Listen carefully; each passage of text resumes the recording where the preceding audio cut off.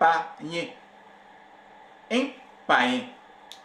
Ou ce sont des païens. Ou regardez-moi ce païen.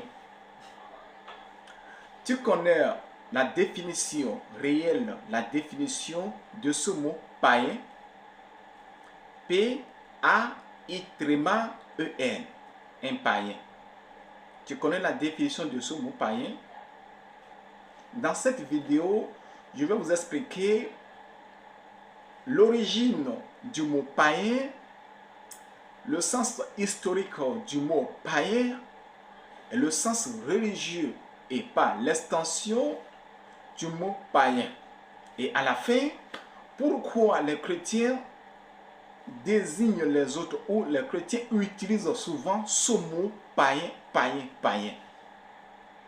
Je t'invite humblement pour toi qui regardes cette vidéo, si c'est pour la première fois que tu es cette chaîne, humblement, va t'abonner à la chaîne, activer la chaîne de notification et partager cette vidéo avec tes proches pour ne pas rater les prochaines vidéos.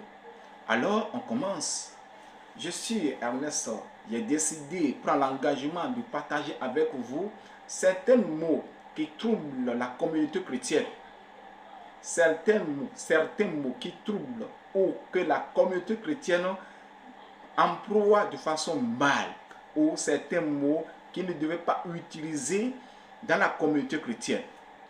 Alors, pour cette vidéo, j'ai décidé de vous expliquer qu'est-ce que c'est que païen. Le mot païen, on commence. Le mot païen du latin paganiste. Le mot païen du latin paganiste qui signifie au sens propre dans le français courant le villageois ou un paysan. Le mot païen du latin paganiste qui signifie un villageois ou un paysan et civil. Le sens historique de ce mot païen, c'est celui-là, un peuple de l'Antiquité, un peuple qui vivait et qui restait toujours sur sa tradition et qui ne veut pas changer. Le sens historique de ce mot, un peuple de l'Antiquité, un peuple ancien. On peut donner l'exemple d'un peuple ancien, le bouddhisme. Ceux qui pratiquent le bouddhisme, ceux qui pratiquent l'hindouisme, stoïsme, ou on peut désigner aussi, on peut appeler aussi les Grecs ou les Romains ou le peuple africain comme un peuple antiquité. Parce que quoi, eux là, ils sont toujours sur les traditions, ils continuent toujours de pratiquer leurs traditions. Et le sens religieux de ce mot païen, pour cette vidéo, je vais me baser sur le sens religieux. Aujourd'hui, les chrétiens utilisent ce mot païen, païen pour désigner, pour insulter, même pour qualifier les autres. J'arrive qu'ils sont des païens. Le mot païen, dans le sens religieux, c'est celui-là qui pratique, ou celui-là, ou un adhérent qui adore, qui est dans le sens, ou qui pratique plusieurs dieux. On peut appeler celui-là du polythéisme. Un polythéisme, c'est celui-là qui pratique plusieurs dieux. Alors que si les chrétiens, c'est monothéisme. Un seul Dieu, l'unique, qui gouverne tout. Et par l'extension, c'est celui-là qui est l'Antiquité, qui appartient toujours le peuple de l'Antiquité. Le sens polythéiste de l'Antiquité, polythéiste de l'Antiquité. C'est-à-dire qu'ils pratiquent plusieurs dieux, ils adorent plusieurs dieux. Alors, pourquoi les chrétiens désignent ou appellent les autres des païens? Des païens. La Bible est claire avec ça, parce que la Bible même, le mot païen est employé dans la Bible. Dans le livre de Matthieu chapitre 6, le verset 7, et Éphésiens chapitre 4, le verset 17 aussi. Désigne ça. si vous lisez ces deux versets-là, le mot païen est employé là. Et selon la Bible, ou pourquoi les chrétiens utilisent ce mot-là, païen, païen, et ceci. Avant, c'était un monde. C'était un monde. C'était un monde. Mais, le mot païen, pourquoi c'est utilisé par les chrétiens? Je vous explique. Pourquoi c'est utilisé par les chrétiens. Au 3e et au 4e siècle, de façon civilisme, le mot païen est utilisé par les chrétiens pour désigner ou pour appeler ceux-là qui ne partagent pas la même foi avec eux. Je m'explique. Ceux-là où nous qui sommes des chrétiens aujourd'hui, c'est parce que nous, on a accepté l'alliance juive. Nous acceptons d'appartenir désormais le peuple d'Israël dans l'alliance des Juifs.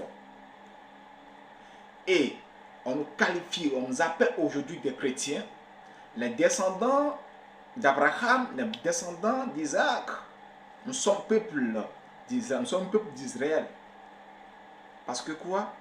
On a accepté l'alliance des Juifs.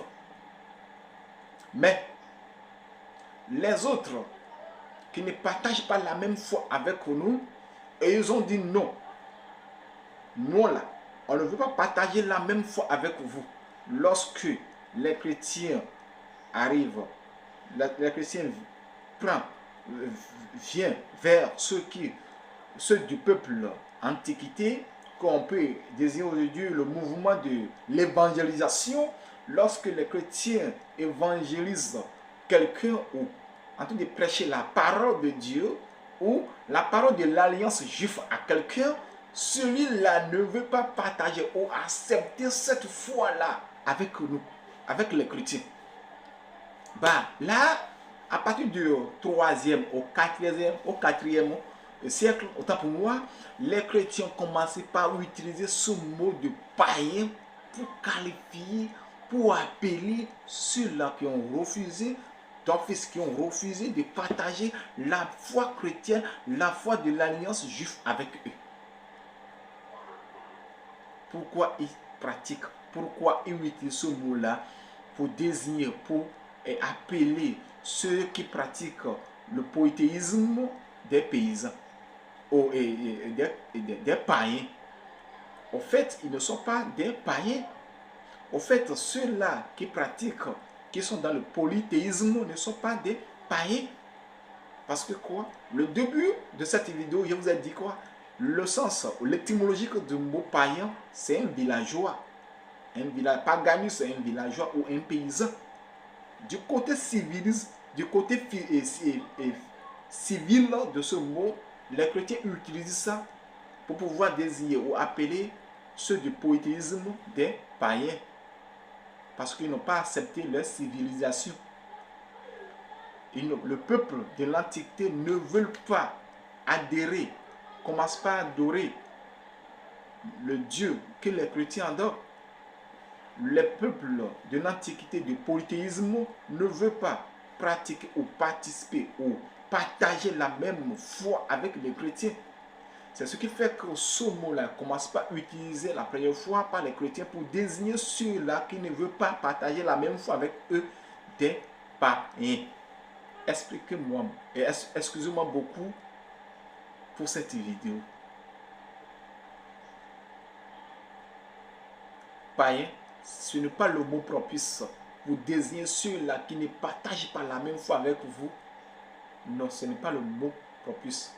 Le mot qu'il faut pour désigner ceux-là qui ne partagent pas la même foi avec vous. Vous pouvez toutefois utiliser les non-croyants.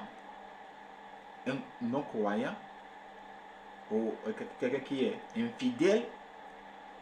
Vous pouvez toutefois utiliser un non-croyant simplement. Il ne croit pas à notre Dieu. C'est un non-croyant à notre Dieu. Mais si vous appelez ceux-là des païens, cela voudra dire que vous aussi, Parce que ça veut dire que vous n'étiez pas aussi des païens, des païens ou des villageois. Nous tous, nous sommes des villageois. Moi, je suis un villageois. Même si aujourd'hui je suis un chrétien, j'ai été un villageois. C'est pas parce que j'ai quitté le village pour la ville et je suis installé que je n'ai jamais été un villageois. Non. C'est pas parce que nous aujourd'hui nous sommes des chrétiens, on a accepté l'alliance des juifs, que nous sommes sauvés, nous sommes des chrétiens. Et cela voudra dire que nous n'étions pas des chrétiens ou des villageois. Non, nous tous nous sommes des villageois et nous avons quitté cette étape maintenant pour venir l'étape d'appeler maintenant des chrétiens ou d'accepter maintenant l'alliance chrétienne.